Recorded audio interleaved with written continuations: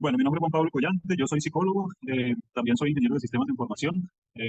el propósito de este video es desarrollar 5 preguntas, digamos, reflexionar sobre lo que implican estas 5 preguntas. La primera de ellas tiene que ver con los cambios que han generado las tecnologías de la información en la forma en que los estudiantes acceden a la información y cómo esto también tiene un impacto sobre los métodos de enseñanza y aprendizaje. La segunda pregunta tiene que ver con los beneficios que tiene la enseñanza en línea y el aprendizaje a distancia, de todo esto soportado con tecnologías de la información. La tercera pregunta tiene que ver con la contribución que han tenido las tecnologías de la información a lo que se menciona como la personalización de la educación o el diseño curricular, el diseño metodológico, el diseño de las evaluaciones en función de las necesidades específicas de un sujeto educativo, de un estudiante.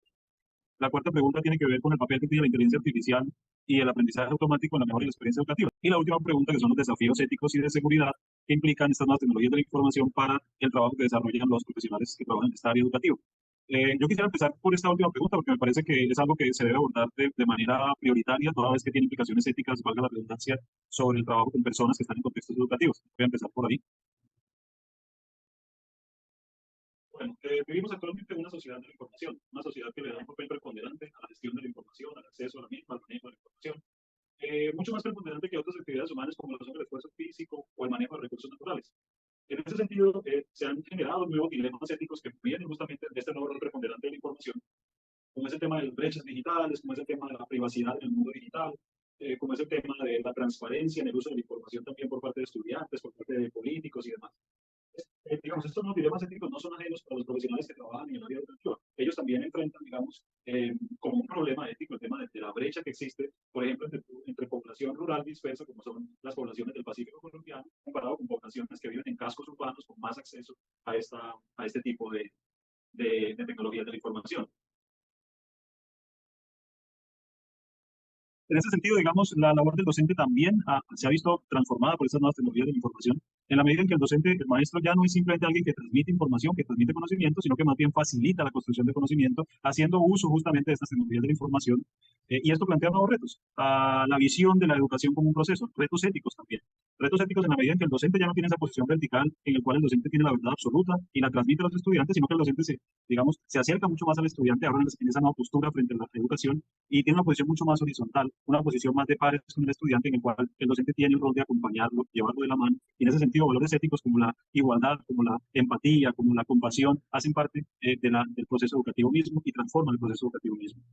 Yo, digamos, esto lo asimilo, lo analizo a partir de una de las lecturas que me dejaron en la vida pública, en la cual las tecnologías de la información determinan transformaciones sociales. Son las tecnologías de la información las que se vuelven un factor causal de transformaciones sociales, en este caso, de los valores éticos asociados a la educación y los procesos educativos mismos. Entonces, en esa visión de las TIC como determinante causal de la transformación social, podemos encontrar esta afirmación de que los procesos educativos se han visto transformados por los avances en las tecnologías de la información. No obstante, vamos a ver más adelante que también las tecnologías de la información se tienen que ver moduladas, limitadas, parametrizadas por el trabajo que los docentes hacen en el aula de clase para lograr transmitirle a sus estudiantes en los procesos educativos diversos, laboratorios, aulas de clase, tesis y demás, el uso adecuado de estas tecnologías de la información, un uso que permita la transparencia, un uso que reduzca las brechas en el acceso a la información también. Pero, digamos, estas tecnologías de la información entonces plantean también nuevas oportunidades que se abren a la sociedad, como son una mayor autonomía personal, toda vez que las personas, en este caso los estudiantes, si estamos hablando del contexto educativo, no están ligados con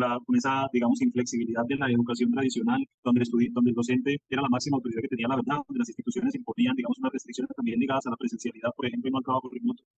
donde el acceso a la información era mucho más limitado. Hoy en día el estudiante tiene una autonomía personal mucho más amplia, donde él solo, a partir de un trabajo autónomo, puede construir conocimientos si se dedica a ello de forma disciplinada, y el docente cumple más un rol horizontal de acompañar, de cuidar éticamente, de guiar moralmente, de orientar las preguntas de investigación, de ayudar a digamos, aumentar los tiempos de apropiación del conocimiento, guiando las preguntas y las respuestas del estudiante, etcétera. Pero también esto permite una mayor integración social. Entonces vemos como las tecnologías de la información determinan también una mayor integración social en la medida en que permiten a mayores grupos poblacionales acceder a conocimiento de alta calidad que antes no era posible que accedieran a él. Pero pues esto también genera, como todo, unas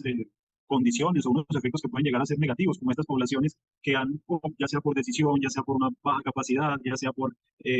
temas socioculturales, han quedado por fuera de la apropiación de estas tecnologías. Y entre otros muchos ejemplos están las generaciones de personas con una mayor edad que, digamos, usualmente tienen más dificultades en el acceso a estas tecnologías de la información y que por ello mismo van quedando relegadas y excluidas de estas nuevas oportunidades que ofrecen estas tecnologías. Estas dificultades que genera esta nueva era tecnológica, hay que empezar a abordarlas a través de factores sociales, culturales y políticos que permitan modular estos impactos negativos. En ese sentido vemos como también estos factores sociales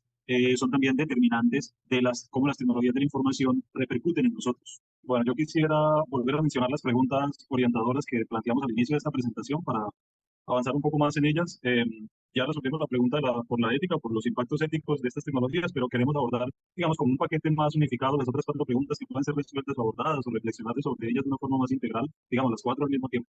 Entonces, la primera de esas 4 es cómo han cambiado las TIC la forma en que los estudiantes acceden a la información y cómo esto ha transformado los procesos de enseñanza y aprendizaje, que esto en parte ya lo abordamos un poco en las anteriores diapositivas. La segunda es cuáles son los beneficios y desafíos de la enseñanza en línea y el aprendizaje remoto, obviamente soportado o facilitado por tecnologías de la información, sobre todo en contextos, por ejemplo, como el de los confinamientos del COVID o con comunidades remotas. ¿Cuáles son los efectos positivos o negativos de este tipo de aprendizaje remoto guiado por tecnologías de la información? La tercera pregunta es cómo han contribuido las tecnologías de la información a avanzar en la personalización de los diseños curriculares, de un tipo de educación más orientado a las necesidades específicas de los estudiantes, más personalizada, digamos, cómo las tecnologías de la información contribuyen a esto. Y por último, la cuarta pregunta es cuál es el papel de la inteligencia artificial y el aprendizaje automático en la mejora de la experiencia educativa. Esas 4 preguntas, digamos, de cierta forma ya las hemos estado abordando, pero quisiera un poco amplificar un poco la reflexión sobre ellas. Entonces voy a empezar con esta nueva, digamos, presentación que nos va a permitir desglosar un poco el impacto de las nuevas tecnologías en la educación. Es una primera, digamos, rama de estas tecnologías de la información es el Internet de las cosas. Actualmente la mayoría de dispositivos cotidianos, electrónicos, incluso objetos que inicialmente no tenían nada que ver con la electrónica o la computación, cepillos de diente, instrumentos de cocina, elementos de cocina, están conectados a través de diferentes tipos de sensores que transmiten datos, que llevan datos desde el uso de esos instrumentos cotidianos hacia procesos computacionales, máquinas, computadores que reciben esos datos y los procesan para tomar decisiones y para retroalimentar con información a sus usuarios. Entonces, un cepillo de diente conectado a ciertos sensores que puede indicarle al usuario si se está lavando bien los dientes o se está lavando los dientes de forma adecuada o no. Bueno, esto mismo puede ser trasladado de las aulas de clase, haciendo, por ejemplo, que los laboratorios tengan una inmersión y un aprendizaje mucho más experiencial, conectando los diferentes instrumentos de un determinado laboratorio a estos, digamos, a estas redes que evalúan los datos sensoriales, los datos de entrada de los sensores de estos instrumentos. Y le permiten al estudiante, a través de un proceso de retroalimentación que tal vez pase por el docente, mejorar su desempeño, mejorar el performance, enterarse de dónde está fallando más, por ejemplo, un laboratorio de mecánica, un laboratorio de electrónica. Digamos, tienen diversas aplicaciones para que el aprendizaje sea mucho más vivencial y mucho más experiencial, digamos, más interactivo y de cierta forma más personalizado, que va al uso que hace cada estudiante de los instrumentos que hacen parte de ese laboratorio. Vemos aquí la computación en la nube. Bueno, el aspecto que quiero resaltar más de la computación en la nube es que permite compartir recursos y economizar gastos. Recursos ya sea de infraestructura de las TIC, de software directamente que esté en la nube y que pueda ser utilizado, o de plataformas sobre las cuales se puedan montar diferentes aplicaciones. Esta computación en la nube al final es utilizar recursos muy potentes que de otra forma algunas instituciones no podrían costearse, que al final son recursos compartidos, digamos, con otros usuarios o clientes, pero que permiten el acceso más democrático, por decirlo de alguna forma, a este tipo de tecnología, de infraestructura mucho más calificada, mucho más costosa, que no toda empresa, que no toda organización puede desarrollar, elaborar o instalar para su uso. Entonces, digamos, una pequeña institución educativa en zona rural, de nuevo, puede hacer uso de un servidor de Amazon corriendo sobre su pequeño laboratorio, algún tipo de robótica, de programa para robótica que de otra forma no podría esa institución educativa costearse o ellos mismos montar la infraestructura necesaria para ese servidor. Pasamos ahora, digamos, a mencionar el tema de la inteligencia artificial, otra de estas tecnologías que, como mencionábamos al principio, se basa, digamos, en un fundamento técnico que parte de las redes neuronales o de la teoría conexionista, que fue la constructora de las redes neuronales y que, digamos, hace uso de algoritmos, al final reglas, igual que en los procesos simbólicos de procesamiento de información, pero en este caso de forma distribuida,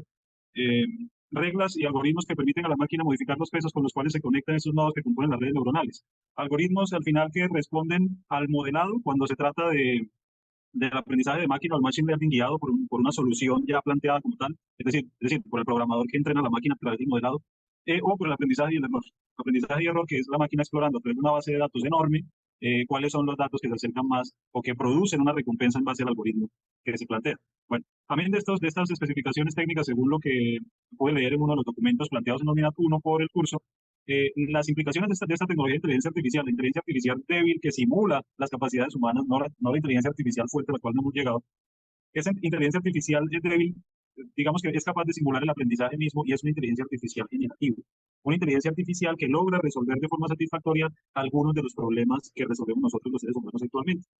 Es capaz de evaluar, es capaz de argumentar de forma, digamos, coherente y lógica, es capaz de procesar cantidades enormes de datos para tomar decisiones a partir de esos datos de forma acertada. Por ejemplo, qué contenidos específicos reforzar de un área de conocimiento para un estudiante que tenga vacíos en esa área, por ejemplo. Una inteligencia artificial puede ayudar mucho a diseñar en función de las necesidades específicas de un estudiante un currículo, un contenido de un curso y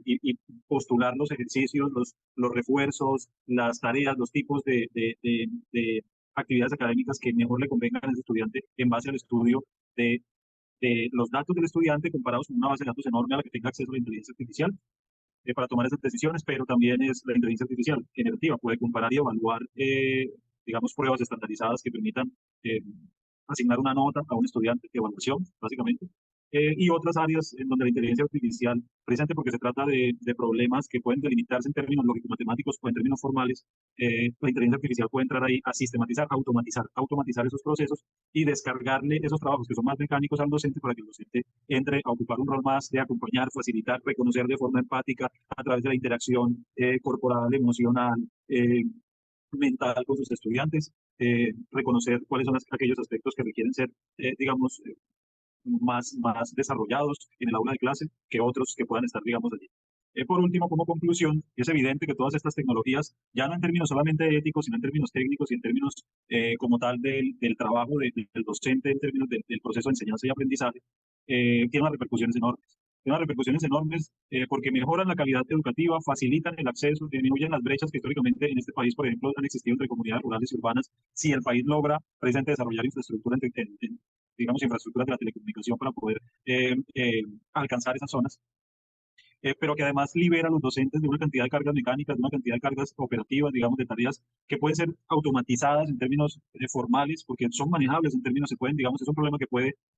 analizarse en términos lógicos y por lo tanto programarse en una de estas máquinas para ser aprendido por una de estas máquinas, y el docente, digamos, enfocarse más en problemas que tienen que ver con la semántica, que es ese aspecto que la inteligencia artificial todavía no ha logrado abordar del todo, que probablemente nunca lo logre porque no tienen intención, porque no hay un referente en una máquina, porque la máquina no tiene, en términos de la fenomenología, la intención y esa conexión con lo que refiere, y al final no hay una semántica en la máquina. El docente, el ser humano, cualquier organismo biológico sí tiene semántica y logra conectarse a través de esa interpretación semántica de la situación con las personas que lo rodean, con sus estudiantes. En ese sentido, el docente es irreemplazable y hay campos y hay acciones dentro del proceso de enseñanza y aprendizaje que solo el docente puede hacer, que solo el docente puede hacer, y en ese sentido la inteligencia artificial lo que viene es a permitirle al docente enfocarse en esos aspectos que son más interesantes y más importantes. Muchas gracias.